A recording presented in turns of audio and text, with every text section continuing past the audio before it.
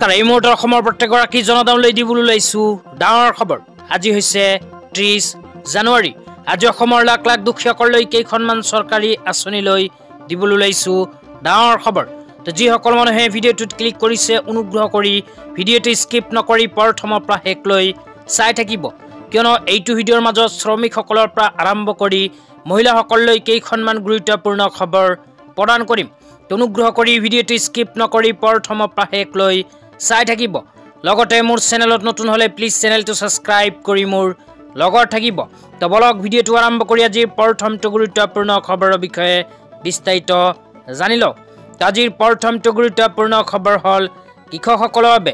তো আপোনালোকে মোবাইল স্ক্ৰীনত চাব পাৰিছে কৃষকসকলৰ বাবে এনেকৈ এখন আপডেট ইতিমধ্যে আমাৰ হাতত আহি পৰিছে। তো ইয়াতে কি লিখা আছে বিতংভাৱে পঢ়ি আপোনালোকক বুজাই দিছোঁ।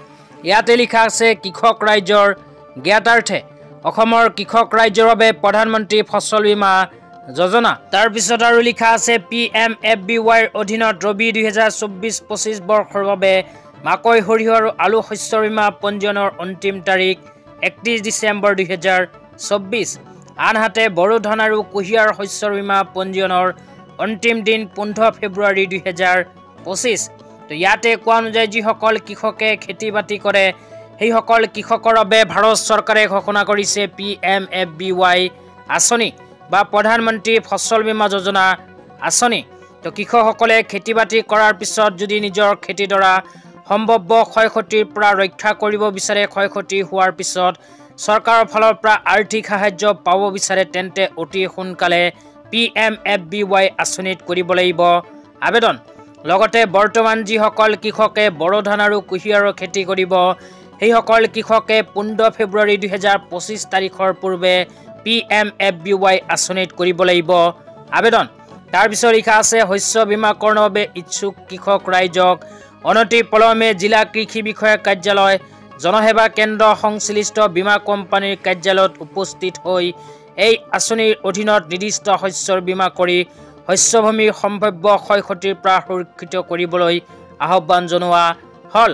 তাৰপিছত লিখা আছে সবিশেষ জানিবলৈ জিলা কৃষি বিষয়া, মহকুমা কৃষি বিষয়া কাৰ্যালয়, সংশ্লিষ্ট বীমা কোম্পানীৰ সৈতে অথবা তলত উল্লেখ কৰা নম্বৰৰ সৈতে যোগাযোগ কৰক। তো ইয়াতে কোৱা অনুযায়ী যিসকল কৃষকে PMFBY আঁচনিত আবেদন কৰিব বিচাৰে সেইসকল কৃষকে অনতি পলমে জিলা কৃষি বিষয়া কাৰ্যালয়, মহকুমা কৃষি বিষয়া কাৰ্যালয়, সংশ্লিষ্ট বীমা কোম্পানীৰ সৈতে যোগাযোগ কৰিব লাগিব। তাতে গৈ আপোনালোকে কৰিব পাৰিব PMFBY আঁচনিত আবেদন। লগতে আপোনালোকে PMFBY আঁচনিৰ বিষয়ে যদি সবিশেষ জানিব বিচাৰে তেন্তে চৰকাৰে আপোনাৰ বাবে মুকলি কৰিছে দুইখন মোবাইল নম্বৰ। তো মোবাইল নম্বৰ দুটা হ'ল 7065514447, দ্বিতীয়টো ফোন নম্বৰ হ'ল 1447। এই দুটা ফোন নম্বৰৰ ভিতৰত যিকোনো এটা ফোন নম্বৰত ফোন কৰি এইখন আঁচনিৰ বিষয়ে সবিশেষ জানিব পাৰিব। এতিয়া আপোনালোকক দিবলৈ ওলাইছোঁ আজিৰ দ্বিতীয়টো খুবেই গুৰুত্বপূৰ্ণ খবৰ। তো আজিৰ দ্বিতীয়টো গুৰুত্বপূৰ্ণ খবৰ হ'ল শ্ৰমিকসকলৰ বাবে।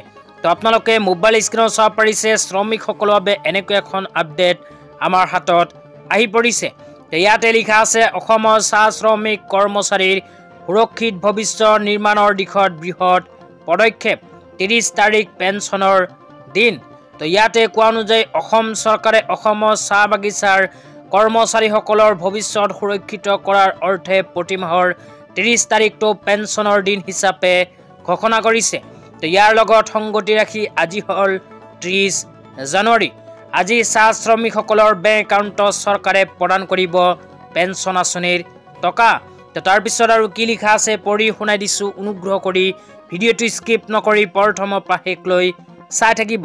তাৰপিছত লিখা আছে পেঞ্চন উপকৃত পেঞ্চনাৰ 60,001 গৰাকী। অসম চৰকাৰে আজি 60,001 গৰাকী হিতাধিকাৰীৰ বেংক একাউণ্টত প্ৰদান কৰিব 26.70 কোটি টকা। তাৰপিছত লিখা আছে পৰিয়াল পেঞ্চন আৰু সাধাৰণ পেঞ্চন। তো যিসকল মানুহে চাহ বাগিচা শ্ৰমিক সেইসকল মানুহে আজি নিজৰ বেংক একাউণ্টত পৰিয়াল পেঞ্চনৰ লগতে সাধাৰণ পেঞ্চনৰ টকা লাভ কৰিব।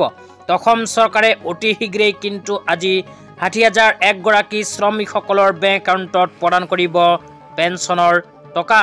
তো আপোনালোকৰ নাম পেঞ্চন আঁচনিত অন্তৰ্ভুক্ত হৈ আছে যদি নিশ্চয় এইটো ভিডিঅ'ৰ কমেণ্ট বক্সত কমেণ্ট কৰি জনাই দিব। লগতে আপোনালোকে এই পেঞ্চন আঁচনিৰ টকা পায় নে নাই সেয়াও এইটো ভিডিঅ'ৰ কমেণ্ট বক্সত কমেণ্ট কৰি জনাই দিবলৈ নাপাহৰিব। তেতিয়া আপোনালোকক দিবলৈ লৈছোঁ আজিৰ তৃতীয়টো খুবেই গুৰুত্বপূৰ্ণ খবৰ। তো আজিৰ তৃতীয়টো গুৰুত্বপূৰ্ণ খবৰ হ'ল অসম চৰকাৰৰ কেবিনেট বৈঠক লৈ। তো আপোনালোকে মোবাইল স্ক্ৰীনত চাব পাৰিছে অসম চৰকাৰে নতুনকৈ কেবিনেট বৈঠকত কেইখনমান গুৰুত্বপূৰ্ণ সিদ্ধান্ত গ্ৰহণ কৰিছে। তো কি সিদ্ধান্ত গ্ৰহণ কৰিছে সেয়া আপোনালোকক পোনপটীয়াকৈ এতিয়া জনাই আছোঁ। অনুগ্ৰহ কৰি ভিডিঅ'টি স্কিপ নকৰি চাই থাকিব। তো প্ৰথম সিদ্ধান্তটো হ'ল উদ্যমিতাৰ দিশত বৃহৎ উদগনি। 2024-25 বৰ্ষৰ বাবে মুখ্যমন্ত্ৰী মহিলা উদ্যমিতা আঁচনি, মুখ্যমন্ত্ৰী আত্মনিৰ্ভৰ আঁচনি আদি ৰূপায়ণৰ বাবে 2000 কোটি টকাৰ অনুমোদন। অসম চৰকাৰে কেবিনেট বৈঠকত 2024-25 বিত্তীয় বৰ্ষৰ বাবে আৰম্ভ কৰা মুখ্যমন্ত্ৰী মহিলা উদ্যমিতা আঁচনিৰ লগতে মুখ্যমন্ত্ৰী আত্মনিৰ্ভৰ আঁচনিৰ বাবে 2000 কোটি টকাৰ অনুমোদন জনাইছে। তাৰপিছত লিখা আছে মুখ্যমন্ত্ৰী মহিলা উদ্যমিতা আঁচনি ৰূপায়ণৰ বাবে নিৰ্দেশনাও অনুমোদন জনোৱা হৈছে। প্ৰাৰম্ভিক মূলধন আনুষ্ঠানিক বিতৰণ প্ৰক্ৰিয়া 2025 চনৰ এপ্ৰিল মাহৰ পৰা আৰম্ভ কৰা হ'ব। ইয়াতে কোৱা অনুযায়ী যিসকল SHG গোটৰ মহিলাসকলে মুখ্যমন্ত্ৰী মহিলা উদ্যমিতা অভিযান আঁচনিৰ 10,000 কোটি টকা পোৱাৰ বাবে আবেদন কৰিছিল, সেইসকল মহিলাৰ বাবে আহি গ'ল ভাল খবৰ। অসম চৰকাৰে কেবিনেট বৈঠকত গ্ৰহণ কৰা সিদ্ধান্ত অনুযায়ী অহা এপ্ৰিল মাহত প্ৰদান কৰিব প্ৰথম কিস্তি 10,000 কোটি টকা। তো তাৰপিছত আৰু কি সিদ্ধান্ত গ্ৰহণ কৰিছে সেয়া আপোনালোকক পোনপটীয়াকৈ জনাই আছোঁ। তাৰপিছত লিখা আছে অংগনবাদী কেন্দ্ৰৰ কাৰ্যসূচী ব্যৱস্থাপনা নিশ্চিতকৰণ। অংগনবাদী কেন্দ্ৰৰ সঠিক কাৰ্যকৰীকৰণৰ বাবে অংগনবাদী কেন্দ্ৰৰ ব্যৱস্থাপনা সমিতি গঠনৰ নিৰ্দেশনাত অনুমোদন জনাইছে কেবিনেট বৈঠকত। তাৰপিছত লিখা আছে এক উজ্জ্বল ভৱিষ্যতৰ বাবে বিনিয়োগ। তো ইয়াতে কি কোৱা হৈছে পঢ়ি শুনাই দিছোঁ। ইয়াতে লিখা আছে APGCL ৰাজ্যৰ মূলধনী অংশ 3,000 কোটি টকাৰ পৰা 6,000 কোটি টকালৈ বৃদ্ধিৰ অনুমোদন জনাইছে কেবিনেট বৈঠকত। তো তাৰপিছত আৰু কি লিখা আছে পঢ়ি শুনাই দিছোঁ। তাৰপিছত লিখা আছে BTR ধাৰাবাহিক উন্নয়ন। BTR অবিৰত বিকাশ নিশ্চিত কৰিবলৈ BTRৰ দ্বাৰা ৰূপায়ণ কৰিব লগা প্ৰকল্পৰ বাবে 401.50 কোটি টকাৰ ৰাজ্যিক অগ্ৰাধিকাৰ উন্নয়ন গ্ৰামীণ পুঁজিৰ মুকলি অনুমোদন জনাইছে। অসম চৰকাৰে নতুনকৈ কেবিনেট বৈঠকত এইকেইখন সিদ্ধান্ত গ্ৰহণ কৰিছে। তেতিয়া আপোনালোকক দিবলৈ লৈছোঁ আজিৰ চতুৰ্থটো খুবেই গুৰুত্বপূৰ্ণ খবৰ। তো আজিৰ চতুৰ্থটো গুৰুত্বপূৰ্ণ খবৰ হ'ল খাজানালৈ। তো আপোনালোকে মোবাইল স্ক্ৰীনত চাব পাৰিছে খাজানালৈ এনেকুৱা এখন আপডেট আমাৰ হাতত আহি পৰিছে। তো ইয়াতে কি লিখা আছে পঢ়ি শুনাই দিছোঁ। ইয়াতে লিখা আছে খাজানা ভূমি ৰাজহ আদায়ৰ ব্যৱস্থাৰ সৰলীকৰণ। ভূমি ৰাজহ সংগ্ৰহৰ ব্যৱস্থাপনা অধিক স্বচ্ছ কাৰ্যকৰী তথা সুগম কৰাৰ লক্ষ্যৰে ৰাজহুৱা আৰু দুৰ্যোগ ব্যৱস্থাপনা বিভাগ অসম চৰকাৰে জনসাধাৰণৰ বাবে লৈ আহিছে অনলাইন আৰু অফলাইন মাধ্যমেৰে খাজানা পৰিশোধৰ ব্যৱস্থা। তাৰপিছত লিখা আছে পাট্টাদাৰে অনলাইন আৰু অফলাইন দুয়োটা মাধ্যমেৰে খাজানা পৰিশোধ কৰিব পাৰিব। 2 নম্বৰত কৈছে পাট্টাদাৰসকলে অনলাইন খাজানা যোগে অথবা অফলাইন CFR যোগে আদায় দিব পাৰিব ভূমিৰ ৰাজহ। 3 নম্বৰত কৈছে অনলাইন খাজানা যোগে খাজানা পৰিশোধ কৰিব নোৱাৰা পাট্টাদাৰৰ বাবে কৰা হৈছে এই ব্যৱস্থা। 4 নম্বৰত কৈছে কৰ্মসূত্ৰে বা আন কোনো কাৰণত বাহিৰত বসবাস কৰা পাট্টাদাৰে অনলাইন যোগে খাজানাৰ জৰিয়তে ভূমি ৰাজহ আদায় দিব পাৰিব।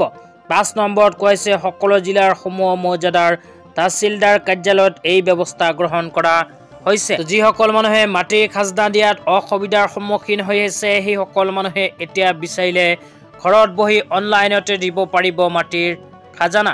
তো আজি ইমানেই। ভিডিঅ'টো চাই কেনে পালে নিশ্চয় কমেণ্ট কৰি জনাই